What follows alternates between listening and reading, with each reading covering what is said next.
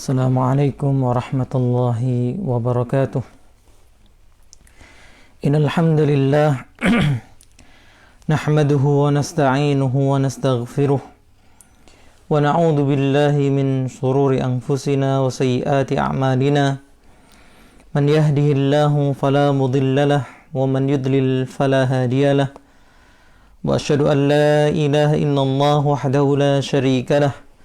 وأشهد أن محمدا عبده ورسوله يا أيها الذين آمنوا اتقوا الله حق تقاته ولا تموتن إلا وأنتم مسلمون يا أيها الناس اتقوا ربكم الذي خلقكم من نفس واحدة وخلق منها زوجها وبث منهما رجالا كثيرا ونساء واتقوا الله الذي تساءلون به والأرحام إن الله كان عليكم رقيبا يا أيها الذين آمنوا اتقوا الله وقولوا قولا سديدا يصلح لكم أعمالكم ويغفر لكم ذنوبكم ومن يطع الله ورسوله فقد فاز فوزا عظيما أما بعد فإن أصدق الحديث كتاب الله وخير الهدي هدي محمد صلى الله عليه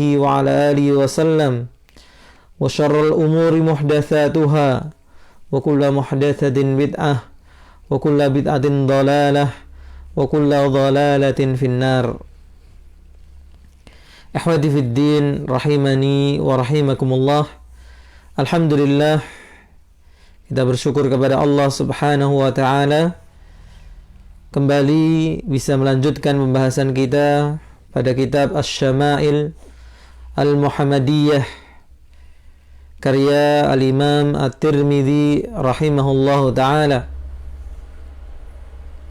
Salawat dan salam semoga selalu terlimpah tercurah kepada beliau, panutan teladan kita, Rasulullah Muhammad sallallahu alaihi wa ala alihi wasallam. Kita masuk kepada bab yang baru, bab ke-10. Berkata penulis rahimahullah, bab ma jaa fi khuffi Rasulillah sallallahu alaihi wasallam. Bab apa-apa yang datang dalam penjelasan khufnya Rasulullah sallallahu alaihi wasallam. Apa itu khuf? Khuf adalah sepatu atau lebih mirip kita katakan apa? Kaos kaki.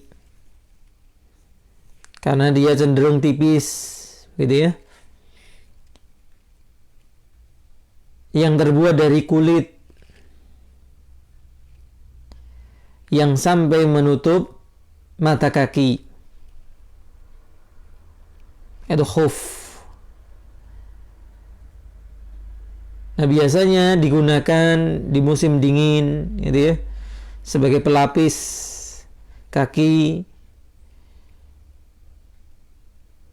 Kalau zaman sekarang sudah sangat jarang digunakan secara langsung, kecuali hanya dalam rumah atau di dalam masjid yang lantainya bersih.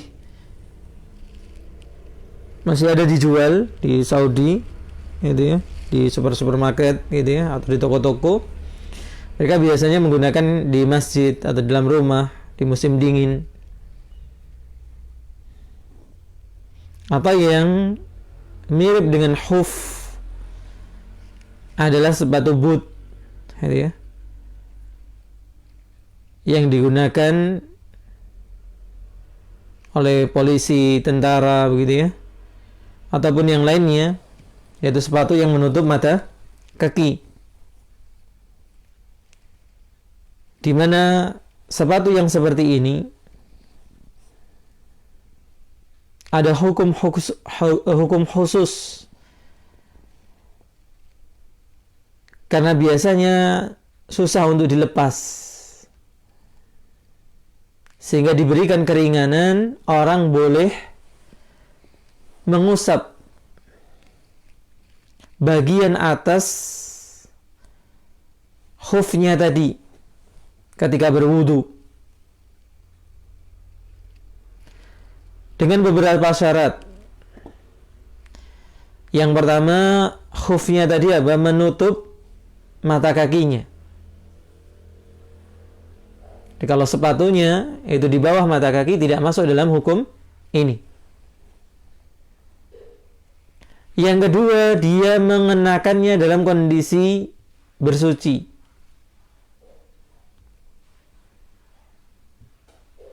Jadi pakai khufnya tadi, pakai sepatu bootnya tadi, sebelumnya sudah bersuci dulu, kemudian pakai sepatu itu. Maka kalau dia batal, misalnya waktu subuh ini, seorang tentara atau seorang polisi ketika bertugas begitu ya, dia wudu untuk sholat subuh, kemudian dia pakai sepatu bootnya. Nah, siang nanti ketika dia melaksanakan sholat zuhur, tentunya sudah batal wudunya, entah karena buang angin, buang air kecil, buang air besar. Alhamdulillah.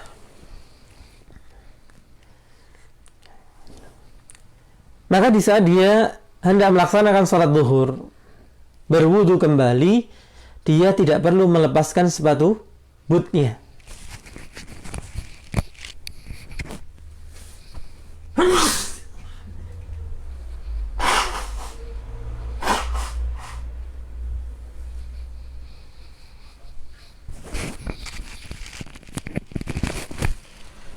Cukup baginya berwudu biasa, ketika sampai ke kaki dia ambil air, kemudian apa? Dia usap bagian atas dari apa? Sepatunya tadi. Dan syarat yang ketiga, berlaku sehari semalam bagi orang yang mukim. Misalnya apa? Tentara, polisi jaga di kotanya, sedang ada acara atau apa begitu ya, harus standby di satu titik, dia tidak pergi keluar kota, maka dia hanya boleh melakukan itu sehari semalam. Sedangkan kalau dia di BKO-kan ke luar kota, dia safar, maka boleh sampai 3 hari 3 malam. Itu pembahasan fikih berkaitan dengan khuf. Nah, di sini disebutkan 2 hadis menceritakan tentang khufnya Nabi sallallahu alaihi wasallam. Yang pertama, qala al-muallif rahimahullahu taala, haddatsana Hannad ibn Sari. Qala haddatsana Waqi' an Dalham ibn Salih an Hujair ibn Abdullah an Ibni Buraidah an abihi radhiyallahu anhu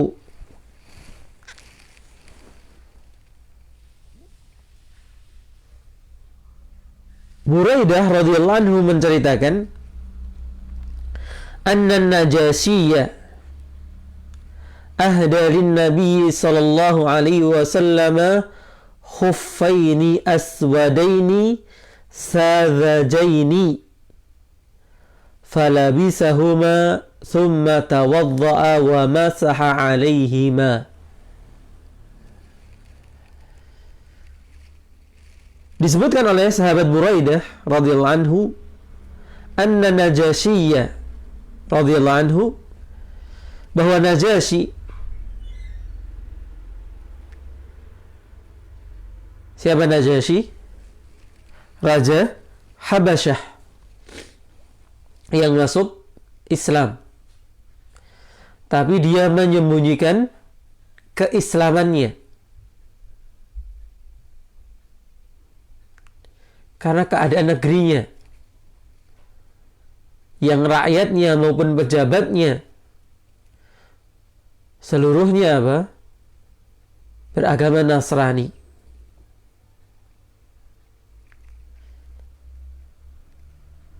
Tapi waktu itu ada beberapa sahabat yang berhijrah ke Habasyah di saat mereka mendapatkan gangguan di Mekah. Sampai 2 kali hijrah itu dilakukan. Rombongan pertama hijrah, kemudian karena ada isu bahwa orang-orang Mekah telah masuk Islam, mereka pulang kembali. Tapi tidak benar. Akhirnya berangkat rombongan kedua, balik lagi ke Habasyah. Nah, dari perilaku dan terjadi dialog ketika orang-orang musyrik ingin memulangkan orang-orang yang hijrah ini, terbukalah hati Najasyi untuk masuk Islam. Tapi dia menyembunyikan keislamannya di hadapan rakyatnya, di hadapan para pejabatnya.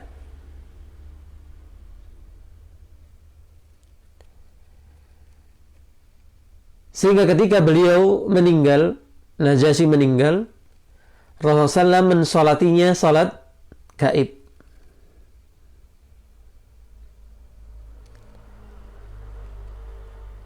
Sehingga di sini ada permasalahan penting gitu ya, yang berkaitan dengan jangan mudah-mudah mengkafirkan orang dengan dalih karena dia tidak menjalankan hukum Allah. Lihat Najasyi, seorang raja. Jangankan menjalankan hukum Allah, untuk memperlihatkan keislamannya saja tidak. Tapi ketika meninggal masih disolati oleh Rasulullah SAW. Berarti diakui sebagai seorang Muslim.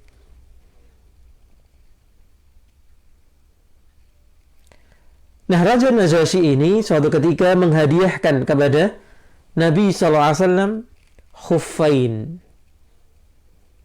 sepasang khuf aswadaini yang berwarna hitam, sadhajaini.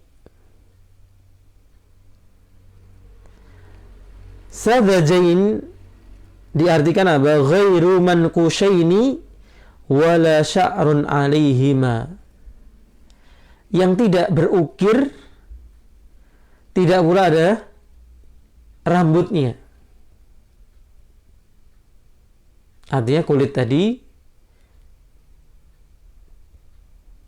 sudah disamak dengan bersih, karena kadang kulit itu dibiarkan rambutnya supaya lebih hangat. Seperti mungkin kita kenal ada jaket, syal yang terbuat dari kulit binatang tertentu, bulunya masih dibiarkan dan tidak dihiasi. Setelah dihilangkan bulunya tadi, tidak dikasih ukiran-ukiran tertentu. Maka kita bisa artikan sadhajaini ini mungkin dengan kalimat polos begitu ya. Sepasang khuf berwarna hitam yang polos. Tidak ada ukir-ukirannya, hiasannya, tidak pula rambutnya dibiarkan, tapi dibersihkan sampai bersih. Falabisahuma, maka kemudian Nabi SAW mengenakan keduanya. Thumma tawadda'a, kemudian beliau berwudu. Wa masaha alaihima, dan beliau mengusap keduanya. Nah, ini yang sudah kita jelaskan tadi tentang hukum mengusap khuf.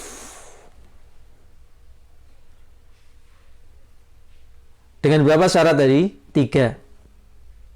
Kapan boleh mengusap khuf? Kalau dia mengenakan khufnya dalam keadaan bersuci. Kemudian khufnya sampai ke mata kaki, menutup mata kaki, dan dia boleh mengusap tadi sehari semalam untuk orang yang mukim, dan 3 hari 3 malam untuk yang safar.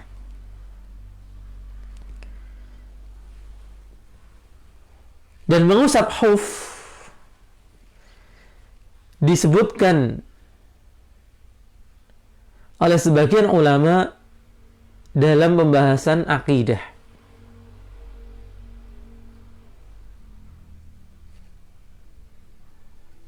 Karena meskipun ini adalah masalah fikih,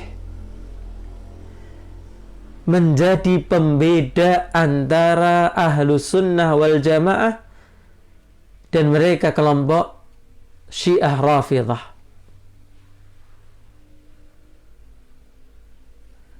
Kelompok Syiah Rafidhah tidak mau mengakui syariat ini.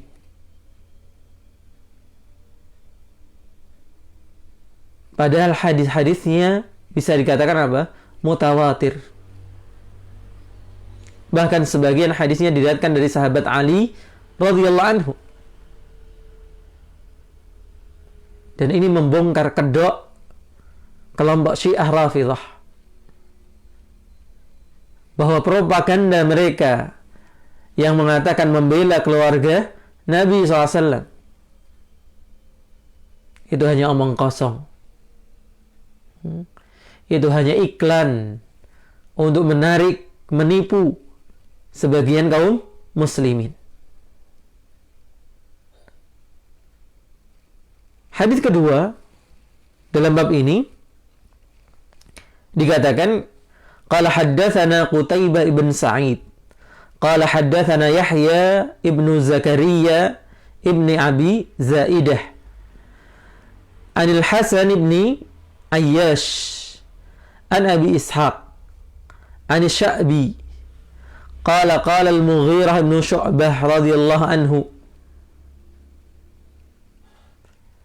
Berkata sahabat Mughirah ibn Syu'bah radhiyallahu anhu, ahda Dihyatu lin Nabi SAW huffain.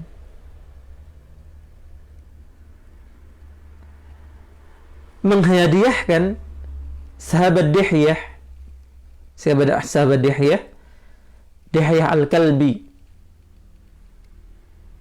yang disebutkan dalam cerita sebelumnya, hadis sebelumnya, kalau malaikat Jibril turun dalam wujud manusia, paling sering adalah mirip dengan Dihyah Al-Kalbi ini. Nah, beliau menghadiahkan kepada Nabi SAW khuffain, dua buah khuf, sepasang khuf. Falabisahuma.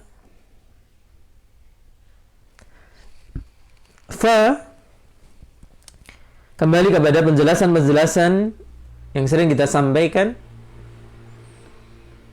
Ada fa, ada wa, ada thumma.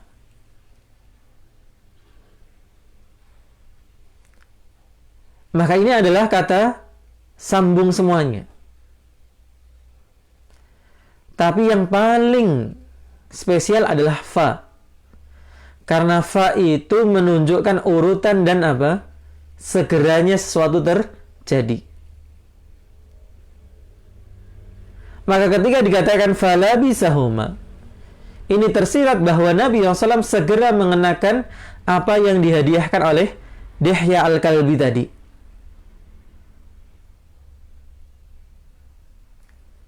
Dan Syekh Abdul Razak menerangkan ini apa? Salah satu adab ketika kita mendapatkan hadiah.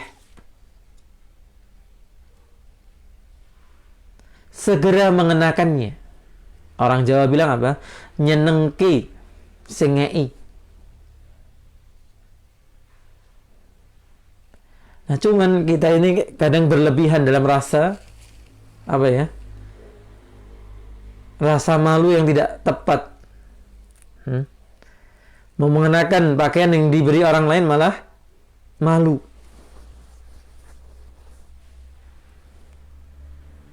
Maka seharusnya orang diberikan sesuatu ditunjukkan kepada yang memberi bahwa dia bergembira dengan apa yang diberikannya. Dan itu salah satu bentuk syukur kita kepada orang yang memberi. La yashkurullah man la yashkurin nas. Tidak dikatakan berterima kasih kepada Allah orang yang tidak bisa berterima kasih kepada manusia.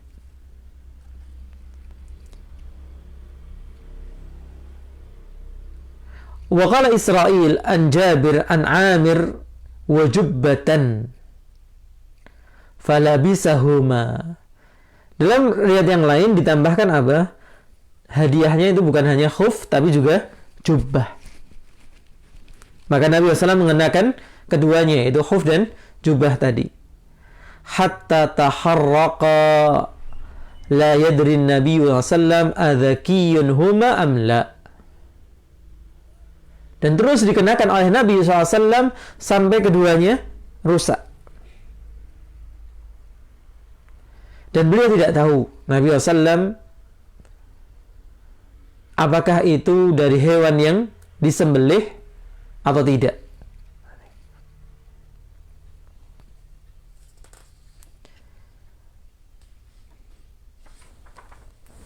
Taib, ini dua hadis yang menjelaskan tentang apa? Khufnya Nabi sallallahu alaihi wasallam. Kita beralih kepada bab ke-11 berkaitan dengan sendalnya Nabi sallallahu alaihi wasallam.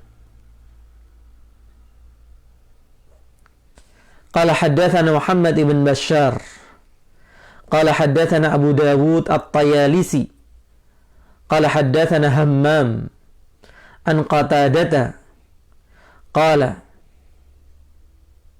Al-Imam Qatadah rahimahullah, seorang tabi'in, mengatakan, qultu li Anas bin Malik radhiyallahu anhu, aku mengatakan kepada sahabat Anas bin Malik radhiyallahu anhu, kaifa kana na'lu Rasulillah sallallahu alaihi wasallam, bagaimana dahulu kala sendalnya Rasulullah sallallahu alaihi wasallam.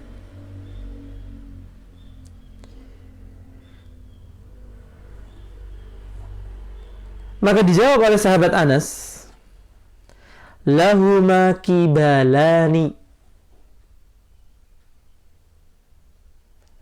keduanya atau masing-masing dari sendal tadi memiliki dua kibal. Jadi setiap sandal ada apa? Dua kibal. Apa itu kibal? Wal kibalani tasniyatu kibal. Wa huwa az-zimam was-sayr alladhi ya'kidu fihi sasi'u alladhi yakunu baina usbu'i ar-rijli wa huwa yusa'idu ala rahatil insani fil mashi wa thabadil hidha'i fil qadami. Kibal adalah, kalau kita artikan gampangnya, apa namanya, selempang, gitu ya, tali yang melintang.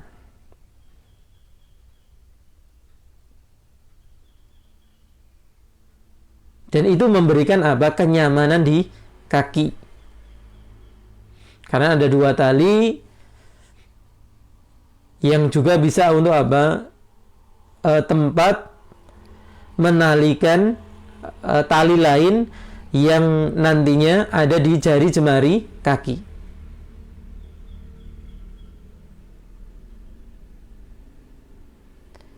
Jadi model apa ya? Sandal gunung gitu ya, yang ada dua tali melintang di kakinya, di sandalnya, di masing-masing sandal. Dan ini sesuai dengan yang kita sebutkan tentang apa? Baju yang paling disukai oleh Rasulullah, di antaranya apa? Kemeja. Bahwa di sana, kenapa disukai oleh Rasulullah? Karena apa? Kepraktisannya, kemudahannya ketika memakai, ketika melepas, dan kenyamanannya ketika bergerak. Dan ini menunjukkan bahwa hal-hal ini digunakan oleh Rasulullah SAW, baju, sandal, dipilih karena apa? Kemudahan dan kenyamanannya. Maka seseorang ketika mencontoh Nabi SAW dalam hal ini, ya karena mencari apa tadi? Kemudahan dan kenyamanan.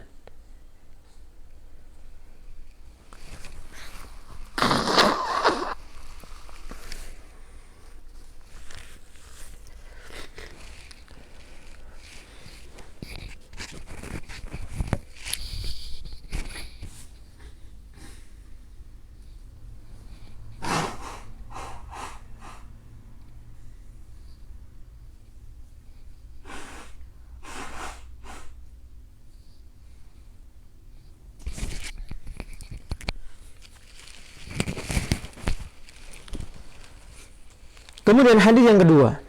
Qala hadatsana Abu Quraib Muhammad ibn Ala qala hadatsana Waqi' an Sufyan an Khalid al-Hadza an Abdullah ibn al-Harith an Ibni Abbas radhiyallahu anhuma qala. Disebutkan oleh sahabat Abdullah ibn Abbas, kana li na'li Rasulillah sallallahu alaihi wasallam kibalani mathniyun shirakuhuma.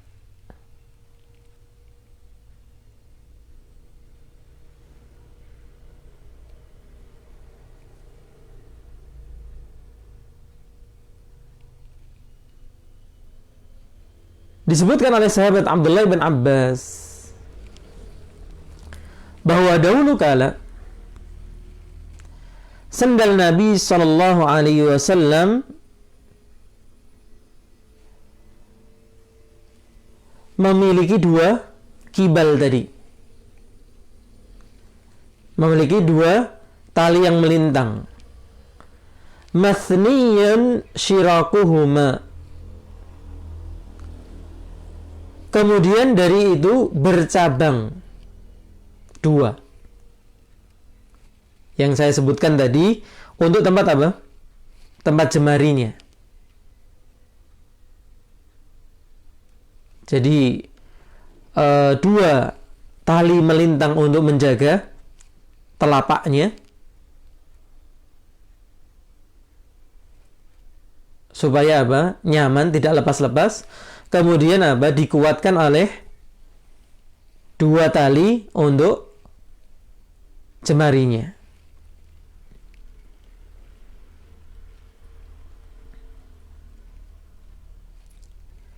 Kemudian hadis berikutnya. Qala haddatsana Ahmad bin Mani'. Qala haddatsana Abu Ahmad Az-Zubairi. Qala haddatsana Isa bin Tahman. Qala akhraja ilaina Anas bin Malik na'laini jardawaini lahuma kibalani.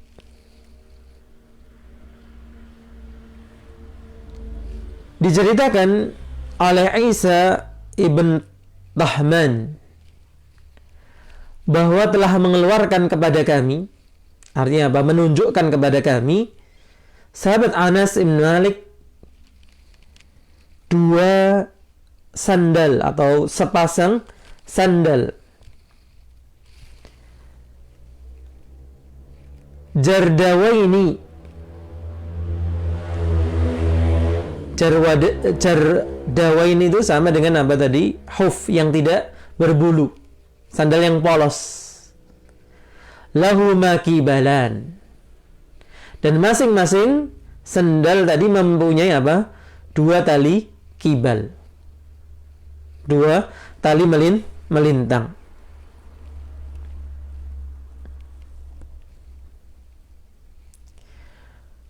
Qala فحدثني ثابت بعد عن أنس أنهما كانتا نعلي النبي صلى الله عليه وسلم.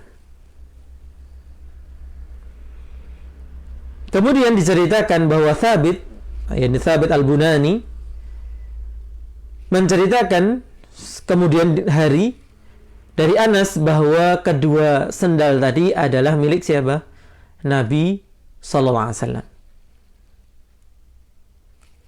Dan nanti di akhir pembahasan bab ini kita akan singgung tentang bertabarruk mencari keberkahan dari bekas-bekas apa yang dipunyai oleh Nabi SAW. Dan yang sempat heboh dan sampai sekarang masih terjadi tentang apa?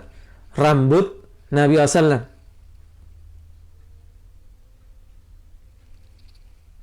Bahwa benar mereka dulu menyimpan benda-benda ini dan mereka mencari keberkahan darinya.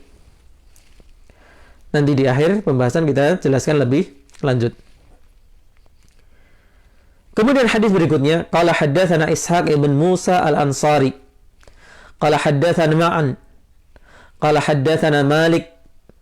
Qala haddatsana Sa'id ibn Abi Sa'id al-Maqburi. An Ubaid ibn Jurayj. Annahu qala li Ibn Umar. Ubaid ibn Jurayj mengatakan kepada sahabat Abdullah bin Umar radhiyallahu anhuma, ra'aituka talbasun ni'ala as-sibtiyata. Aku melihat engkau mengenakan sendal apa? Sibti.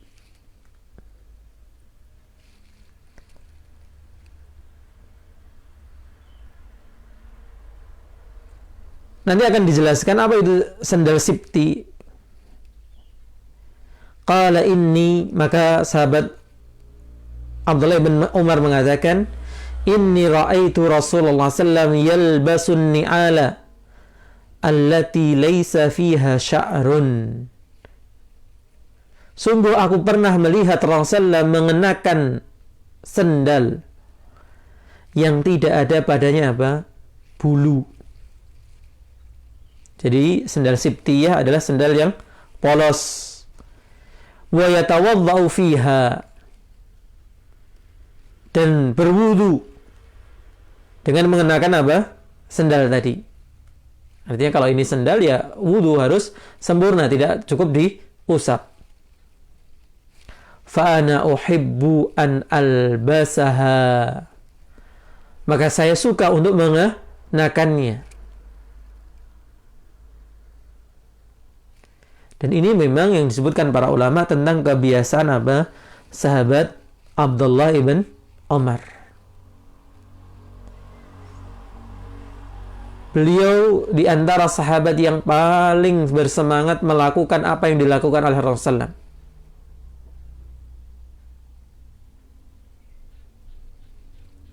Sampai disebutkan kalau beliau bersafar, beliau akan berhenti di mana dulu Rasulullah berhenti.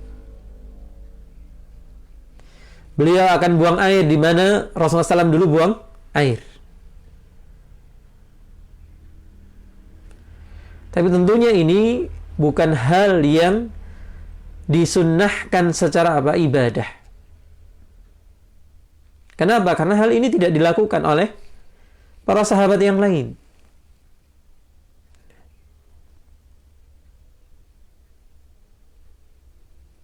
Hanya disebutkan dari sahabat Abdullah ibn Umar ini saja. Ya, ini bentuk apa? Kecintaan beliau kepada Nabi SAW. Tetapi secara perintah syariat, hal ini tidak diperintahkan. Hadis berikutnya, qala hadatsana Ishaq ibn Mansur. Qala hadatsana Abdul Razzaq. An Ma'mar. An Ibni Abi Dhi'b. An Salih Maula Taw'amah. An Abi Hurairah radhiyallahu anhu. Qala kana li na'li Rasulillah sallam kibalan.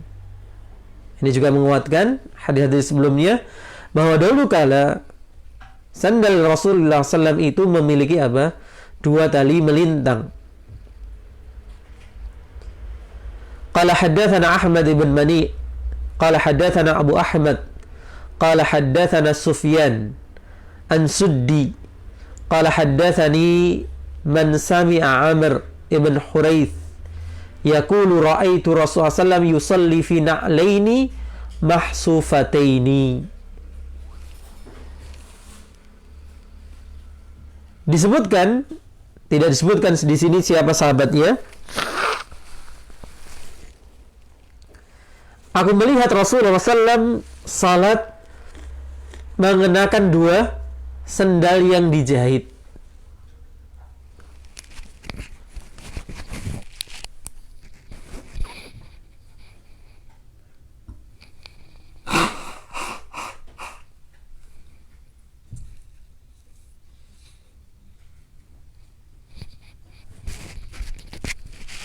Dan ini diantara sunnah dalam salat. Apa itu? Salat mengenakan sendal ataupun sepatu. Tapi masalahnya kapan disunahkannya? Yaitu ketika lantai masjidnya berupa tanah. Atau ketika kita salat di tanah lapang. Maka dianjurkan, disunahkan untuk apa? Tidak perlu kita melepas kedua sendal kita. Tapi dalam kondisi sekarang yang masjid sudah apa? Diberi lantai keramik, gitu ya, marmer dan sejenisnya, atau sudah ditutup dengan karpet. Tentu ini tidak dianjurkan karena menimbulkan mafsadah yang lebih besar, gitu ya. Jadi jangan saklek juga. Bukan sunnah masuk masjid, gitu ya. Apalagi karpetnya baru, kemudian diinjek-injek pakai sendal atau sepatu. Ya, ini bikin ribut. Tentu ini tidak dianjurkan. Tapi ketika kita memang sholat di tanah lapang, maka tidak perlu melepaskan apa? Alas kaki kita. Kemudian di antara adab ketika kita mengenakan sendal. Qala haddatsana Ishaq bin Musa al-Ansari. Qala haddatsana Ma'an. Qala haddatsana Malik an Abi Zinad an al-A'raj an Abi Hurairah radhiyallahu anhu anna Rasulullah sallallahu alaihi wasallam qala, dari sahabat Abu Hurairah radhiyallahu anhu bahwa Rasulullah SAW mengatakan, bersabda, la yamshiyanna ahadukum fi na'lin wahidatin liyun'ilhuma jami'an aw liyuhfihima jami'an. Rasulullah SAW bersabda, jangan sekali-kali salah seorang di antara kalian itu berjalan dengan menggunakan satu sendal, supaya dia itu mengenakan kedua sendalnya atau melepaskan keduanya. Jadi tidak boleh kita bersendal itu hanya dengan apa? Satu sendal saja. Kenapa tidak boleh? Yang pertama jelas, karena ini larangan dari Nabi SAW. Apa hikmahnya? Pertama, dalam hadis yang lain, Nabi SAW mengatakan, inna syaitana yamsi bin na'lil wahidah. Sesungguhnya setan itu berjalan dengan satu sendal.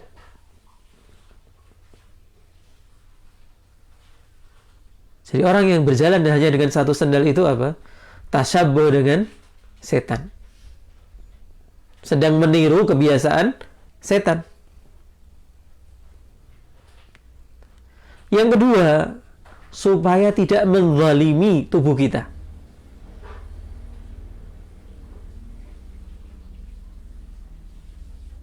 Ini hikmah yang disebutkan oleh sebagian ulama.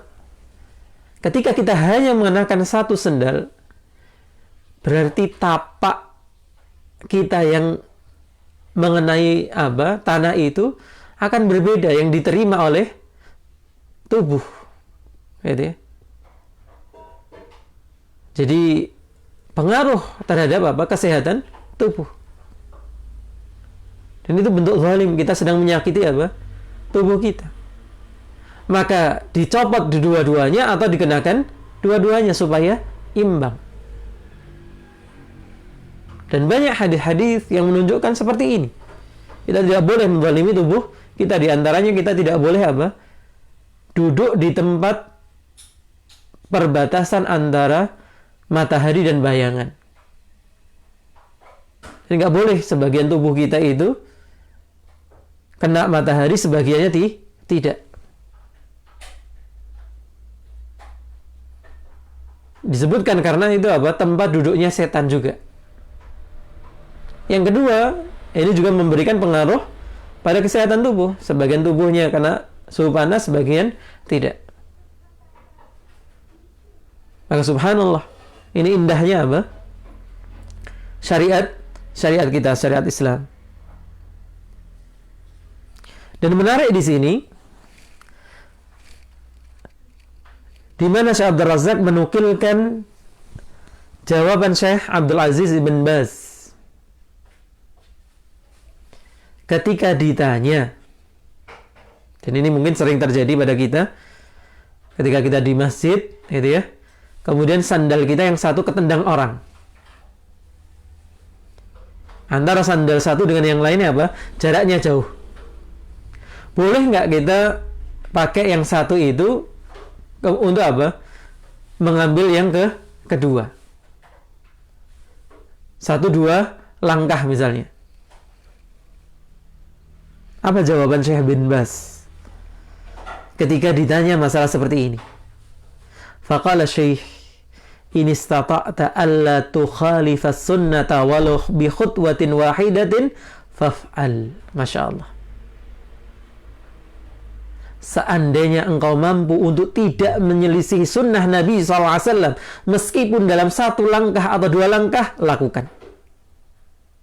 Meskipun dengan 1 langkah, maka lakukanlah. Masya Allah. Kita ini kalau mampu untuk tidak menyelisih, meskipun hanya dengan apa? 1 langkah, meskipun dengan 1 sikap yang remeh, jangan sampai kita menyelisih sunnah Nabi SAW. Ini bagaimana para ulama mengajarkan kepada kita untuk tidak menyelisihi Nabi SAW. Sekecil apapun.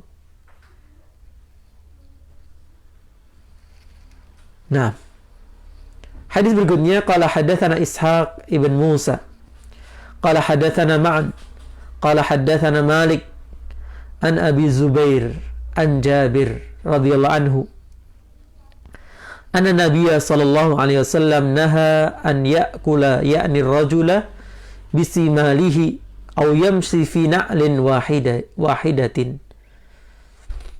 Disebutkan bahwa Nabi SAW melarang seseorang makan dengan tangan kirinya. Ini juga kebiasaan setan. Dan berjalan menggunakan 1 sendal.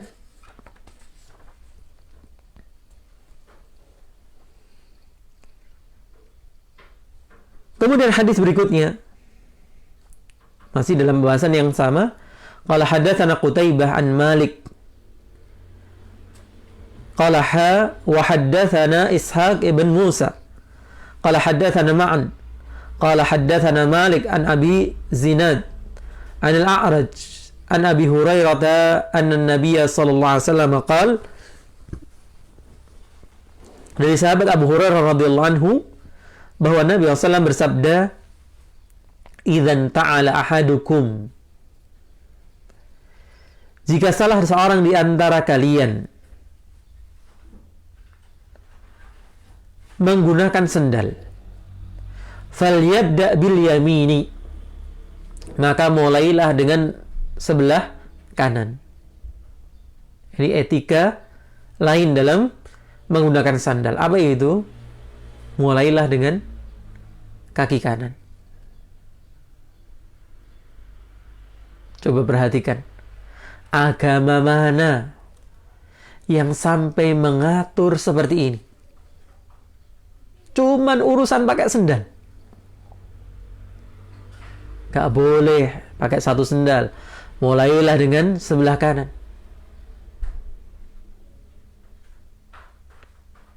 Nah, begini kemudian kita apa? Hidup maunya semau sendiri. Sakarepe dhewe.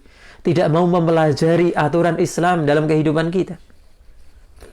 Maka rusaklah hidup kita. Coba bayangkan kalau urusan mengenakan sendal saja itu diatur dalam agama ini, apalagi urusan-urusan yang lebih besar yang berlaku untuk kepentingan orang banyak.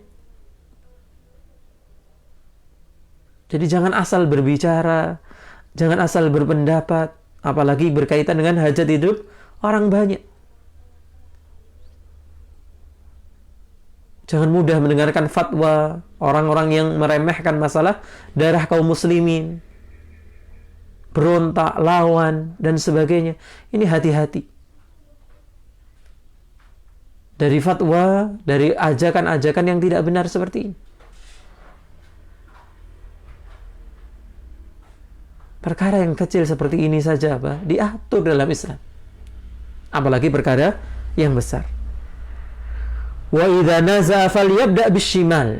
Dan apabila dia melepaskannya, maka mulailah dari sebelah kiri.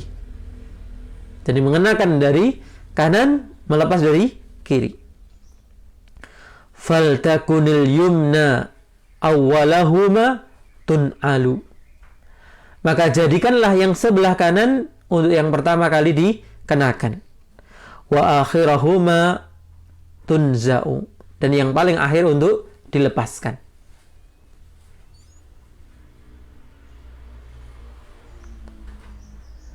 Dalam hadis berikutnya menguatkan hal ini disebutkan qala hadatsana Abu Musa Muhammad ibn al-Muthanna qala hadatsana Muhammad ibn Ja'far qala hadatsana Syu'bah qala hadatsana Ash'ath wa huwa ibn Abi Sya'tha an abihi an Masruq an ummul mu'minin Aisyah radhiyallahu anha qalat ummul mu'minin Aisyah menceritakan kana Rasulullah sallallahu yuhibbut tayammuna mastata'a. Dahulu kala Nabi SAW itu menyukai untuk memulai dari sebelah kanan semampunya. Ini semaksimal mungkin. Fi tarajjulihi. Dalam menyisir rambutnya. Wa tana'ulihi. Dan mengenakan sendalnya. Wa tuhurihi, dalam bersucinya. Dalam sebagian riwayat dikatakan wa fi sya'nihi kullihi. Dan dalam segala urusannya. Kemudian hadis terakhir, sebelum kita membicarakan masalah mengambil berkah dari bekas apa yang dimiliki, apa yang menempel pada tubuh Nabi SAW. Qala haddatsana Muhammad ibn Marzuq Abu Abdullah. Qala haddatsana Abdurrahman ibn Qais Abu Muawiyah. Qala hadatsana Hisham an Muhammad an Abi Hurairah radhiyallahu anhu qala Abu Hurairah radhiyallahu anhu bercerita kana li Rasulillah sallam kibalan, kembali kepada dua tali melintang pada pada sendal Rasulullah SAW. Dahulu kala sendalnya Rasulullah memiliki dua tali melintang, wa Abi Bakar wa Umar. Demikian pula sendalnya siapa? Abu Bakar dan Umar. Wa awwalu man aqada aqdan wahidan Utsman. Dan yang pertama kali mengikatkan satu ikatan adalah sahabat Utsman.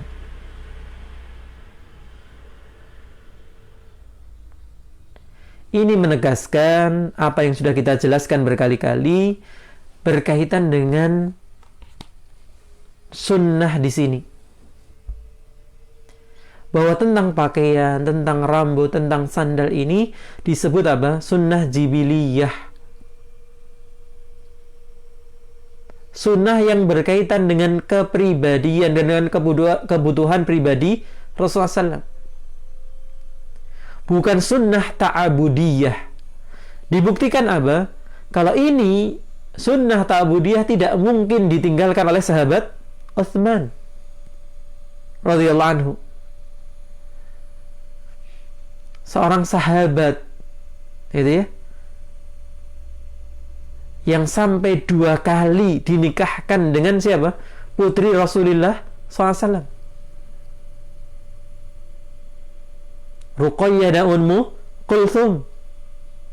Bahkan ketika yang kedua pun meninggal, dinikahkan dengan yang pertama meninggal, dinikahkan yang kedua meninggal juga. Seandainya aku punya putri yang ketiga lagi, aku nikahkan denganmu. Subhanallah.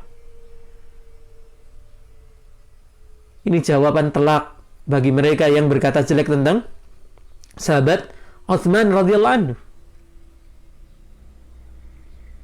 Mantu teladan, begitu ya.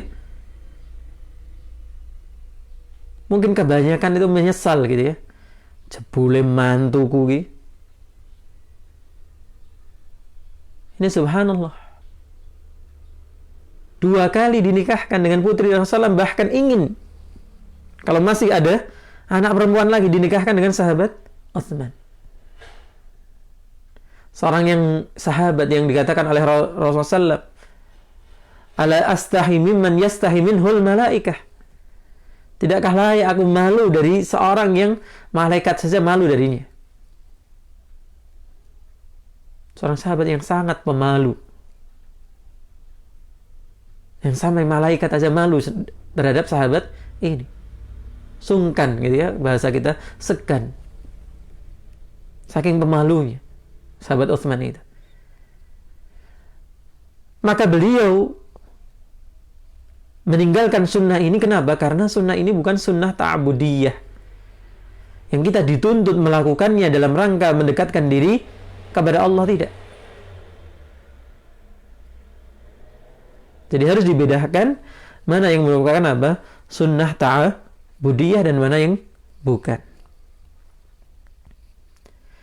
Kemudian yang saya katakan tadi tentang bertabarruk terhadap apa? Bekas pakaian, sendal, rambut Rasulullah SAW.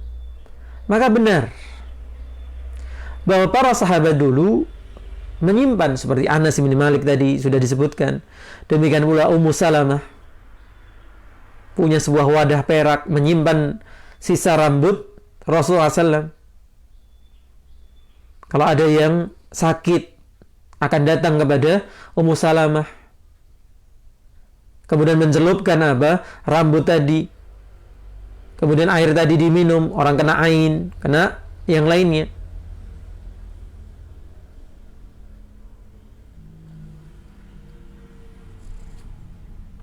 Karena apa? Allah telah menjadikan tubuh Rasulullah SAW itu sesuatu yang berbarokah, sehingga mereka berebut apa? Sisa wudhu Rasulullah SAW.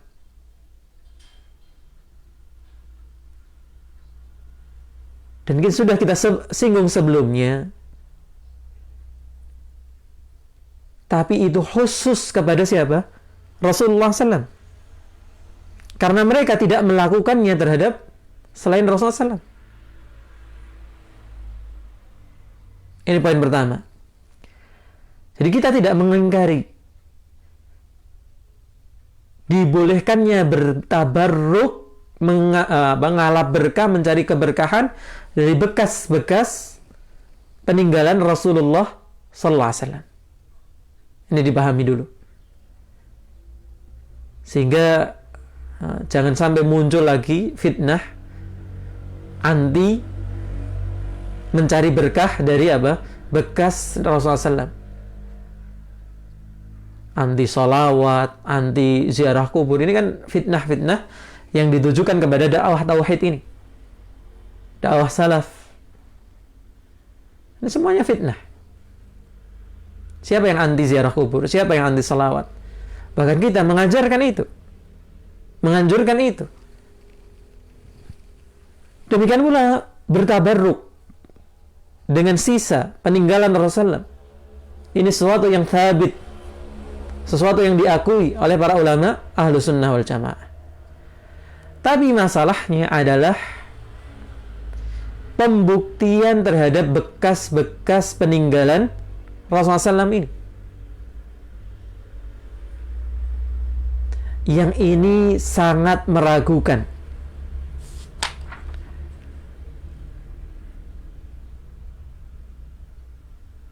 Kenapa? Ada 3 alasan yang disebutkan di sini oleh Syekh Abdul Razak. Yang pertama adalah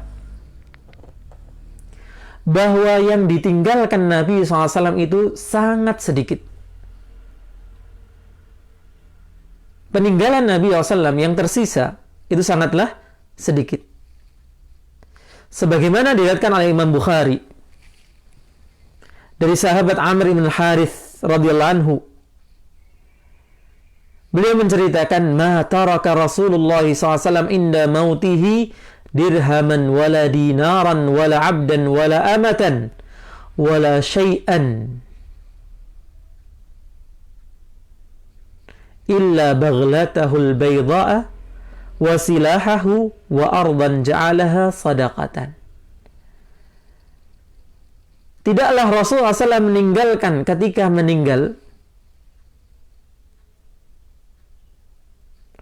tidaklah Rasulullah meninggalkan ketika beliau meninggal itu dirham, tidak ada dirham yang dia tinggalkan, wala dinar, tidak pula dinar, wala abdan, tidak punya budak laki-laki, wala amatan, tidak pula budak perempuan, wala syai'an, bahkan tidak meninggalkan sesuatu pun. Masya Allah.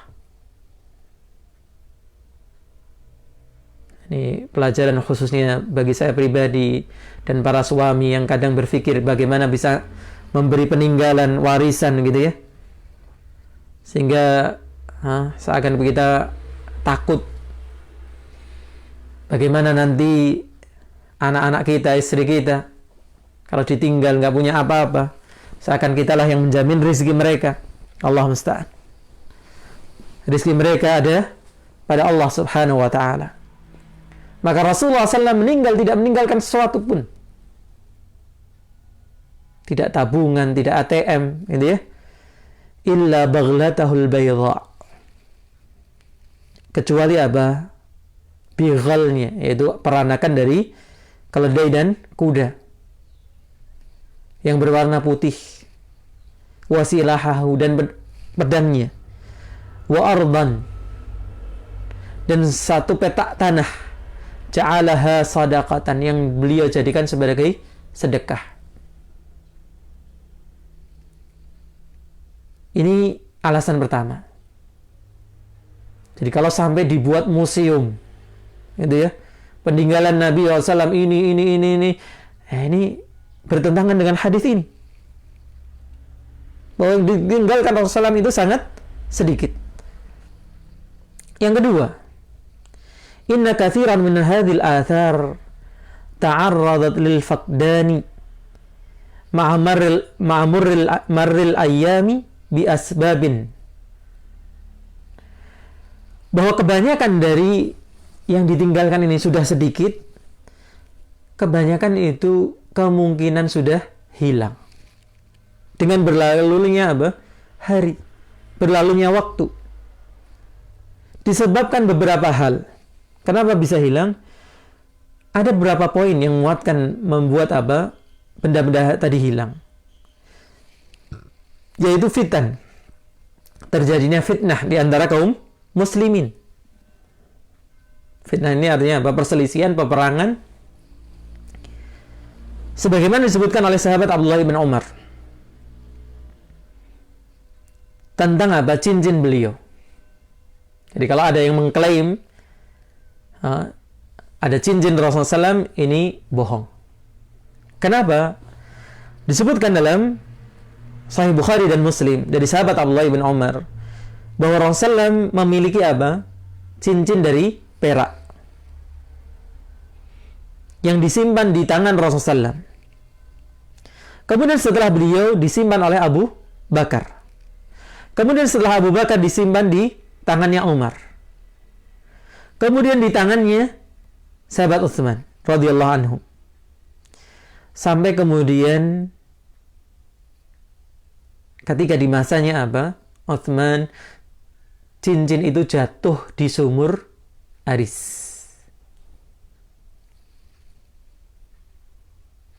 Di mana terukir pada cincin itu Muhammadun Rasulullah.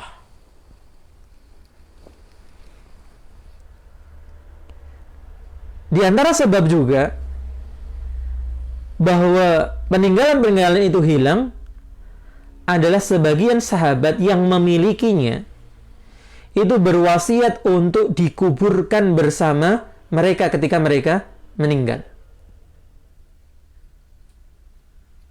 Sebagaimana itu datang dari Sahal ibn Sa'ad dan yang lainnya.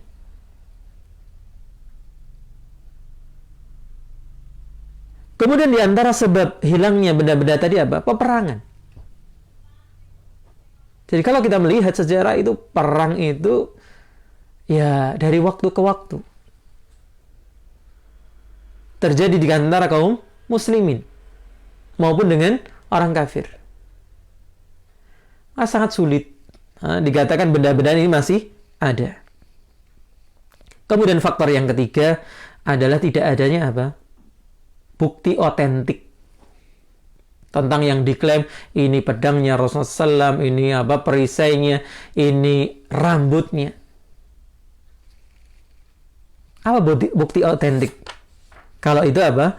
Bekas peninggalan Rasulullah SAW. Maka hati-hati dengan seruan-seruan seperti ini.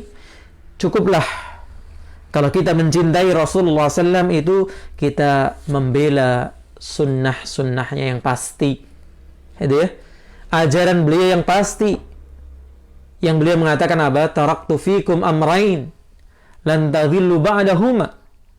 Aku tinggalkan dua hal yang kalian tidak akan tersesat setelahnya.